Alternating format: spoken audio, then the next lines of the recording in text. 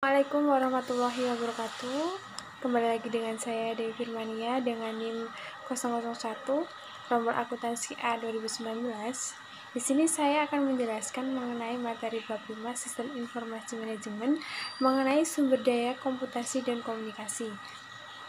Yang pertama, saya akan menjelaskan mengenai peranti keras. Komputer memiliki bermacam-macam kecepatan dan harga, namun semua memiliki fitur-fitur yang umum.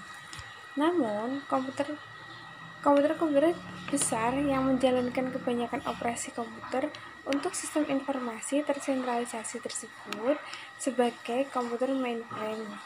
Memori adalah ruang penyimpanan primer atau random access memory atau RAM.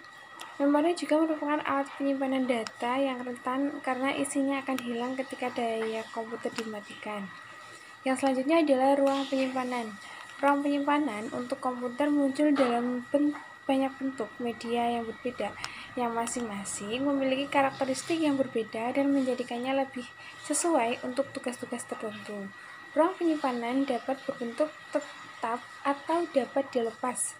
Ruang penyimpanan tetap atau fixed storage adalah ruang penyimpanan yang terpasang secara permanen di dalam komputer. Alat-alat output atau output device.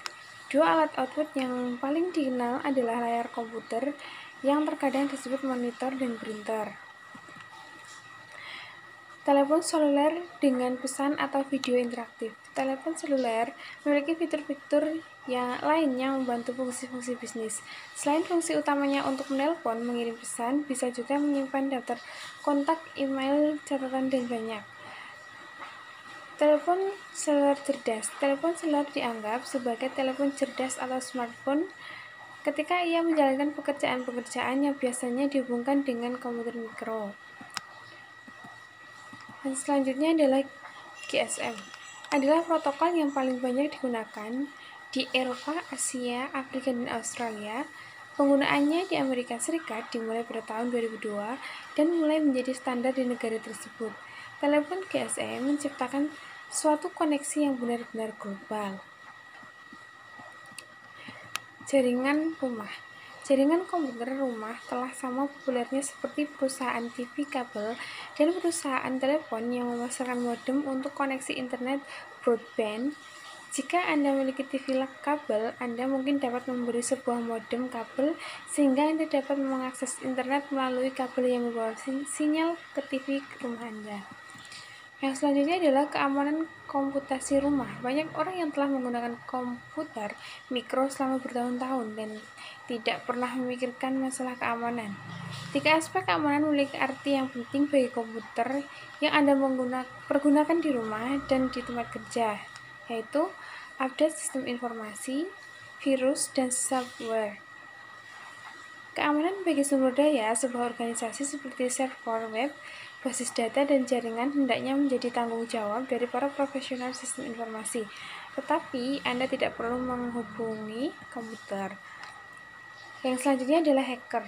Hacker adalah orang-orang yang mencoba untuk menerobos masuk ke sistem komputer guna mengumpulkan informasi, menolak akses pemilik ke sumber daya komputer miliknya, menghapus file-file, atau mengacaukan pengguna komputer mikro oleh para pemiliknya. Yang selanjutnya adalah virus. Virus komputer adalah program-program komputer kecil yang mengandalkan diri dengan memasukkan diri ke dalam sumber daya komputer setiap program atau file. Lama-kelamaan virus akan mengambil alih sumber daya komputer karena begitu banyak file dan program terinfeksi dan tidak dipergunakan kembali. Worms adalah file atau program berdiri sendiri. Yang selanjutnya adalah spyware. Spyware adalah sebuah program komputer kecil yang mengawasi apa yang sedang Anda kerjakan dengan sumber daya komputer Anda. Beberapa spyware melaporkan aktivitas komputer Anda seperti situs-situs web mana yang Anda kunjungi atau aplikasi komputer apa yang Anda gunakan ke entitas lain. Yang selanjutnya adalah peranti lunak. Terdapat dua jenis dasar peranti lunak sistem dan aplikasi. Peranti lunak sistem dibutuhkan untuk menggunakan komputer, sedangkan peranti lunak aplikasi memproses data pengguna. Peranti lunak aplikasi dapat diperoleh dalam bentuk siap pakai atau dibuat pesanan untuk pengguna tertentu. Yang selanjutnya adalah peranti lunak sistem. Peranti lunak sistem atau sistem software yang dibuat juga peranti lunak sistem operasi menjalankan tugas-tugas mendasar yang dibutuhkan oleh seluruh petugas dari satu komputer tertentu. Sistem operasi mengelola proses-proses komputer dan berfungsi sebagai suatu antarmuka yang menghubungkan pengguna, peranti lunak aplikasi, dan peranti keras. Yang selanjutnya adalah peranti lunak aplikasi. Peranti lunak aplikasi siap pakai. Beberapa tugas pengolahan informasi sangat terstandarisasi dan memberikan fungsi yang sama dari satu bisnis ke bisnis yang lainnya. Peranti lunak telah diprogram sebelumnya untuk situasi-situasi seperti penghitungan pajak, akuntansi untuk penggajian, penyusutan aset tetap, dan banyak lagi aset-aset. Peranti lunak aplikasi siap pakai atau kadang disebut dengan peranti lunak off the shelf diproduksi oleh pemasok dan dijual kepada pengguna.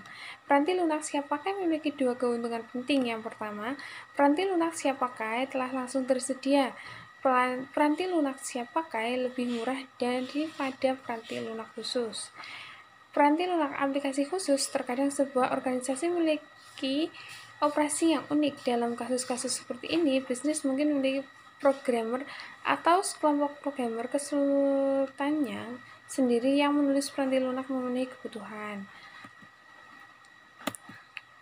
Peranti lunak yang mudah digunakan pengguna. Peranti lunak komputer yang sederhana dan pengguna intuitif seringkali dikatakan mudah digunakan atau user-friendly. Istilah ini mungkin dapat memiliki suatu konotasi negatif, di mana secara tidak langsung dapat diartikan bahwa aplikasi ini telah dibuat dengan begitu sederhana sehingga semua yang orang dapat membuat peranti lunak yang user-friendly lebih sulit daripada membuat peranti lunak yang programmer-friendly. Untuk selanjutnya adalah karakteristik aplikasi yang mudah digunakan. Yang pertama, dialog yang dipandu untuk mengarahkan pengguna sehubungan dengan data yang dibutuhkan, format data yang diminta, dan masalah-masalah lain yang serupa. Menu daftar perintah dengan langkah-langkah yang ditampilkan di bawah dan icon. Selanjutnya, pola dan formulir isian. Yang selanjutnya, bantuan yang sensitif pada konteks, lalu antarmuka berbentuk grafis dengan menggunakan simbol-simbol standarisasi. Yang selanjutnya adalah komunikasi. Kecepatan transmisi data antar komputer yang berlangsung melalui sistem telepon publik seringkali lebih lambat daripada ketika komputer tersambung melalui jaringan sendiri. Koneksi publik. Seorang yang menggunakan sistem telepon yang tetap dapat memahami komunikasi bahkan ketika saluran tersebut memiliki suara statis atau suara berdengung, sedangkan komputer membutuhkan koneksi yang sangat dapat diandalkan. Yang selanjutnya adalah saluran pribadi. Saluran pribadi atau private line adalah suatu sirkuit yang selalu terbuka untuk lalu lintas komunikasi Anda. Istilah-istilah saluran sewaan atau leased line dan saluran khusus atau dedicated line juga dipergunakan. Terdapat dua jenis saluran pribadi yang populer, saluran T1 dan T3. Saluran T1 kadang disebut dengan kanal T1 memiliki kecepatan transmisi maksimum sedikit di atas 1,5 Mbps. Yang selanjutnya adalah jaringan pribadi maya atau Virtual Private Networks. Jaringan pribadi maya. Untuk mengimplementasi VPN, organisasi perlu mengadakan kontrak dengan penyedia layanan internet yang menggunakan peranti lunak tunneling. Peranti lunak tunneling sebenarnya hanya menciptakan seperangkat lokasi-lokasi perantara peralatan telepon yang akan menyelenggarakan transfer komunikasi data tertentu. Lalu yang selanjutnya adalah komunikasi jaringan. International Organization for Standardization. Didirikan pada tahun 1946, organisasi ini menciptakan arsitektur standar interkoneksi sistem terbuka bagi koneksi-koneksi jaringan. Yang selanjutnya adalah protokol untuk komunikasi komputer. Komputer pada awal tidak dirancang untuk berbagi data dengan komputer lain, dan hanya dengan terminal-terminal. Terminal adalah suatu alat yang tidak memiliki ruang penyimpanan atau prosesor. Terminal hanya menyediakan alat memasukkan dan menampilkan data bagi komputer. Yang selanjutnya adalah paket data. Paket data adalah suatu bagian dari data lokal yang akan dikomunikasikan digabungkan dengan alamat komputer yang dituju, komputer pengirim, dan informasi kendali lainnya.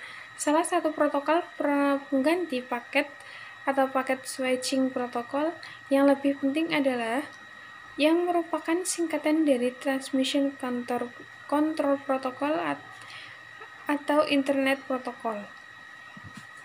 Yang selanjutnya adalah alamat jaringan internet.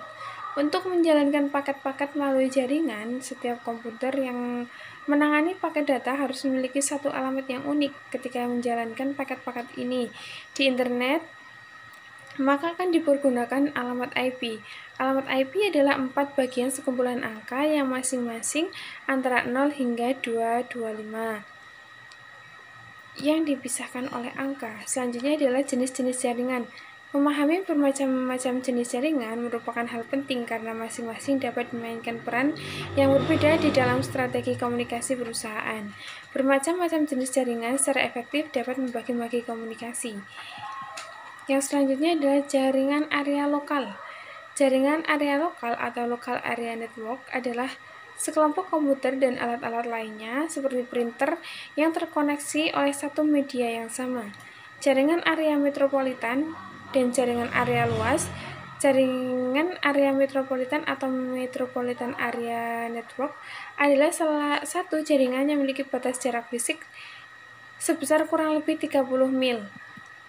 Yang selanjutnya adalah internet. Internet telah memberikan dampak yang jauh lebih besar pada komunikasi berbasis komputer daripada perkembangan yang lain, dan ia juga telah memunculkan aplikasi-aplikasi khusus lainnya seperti intranet dan extranet.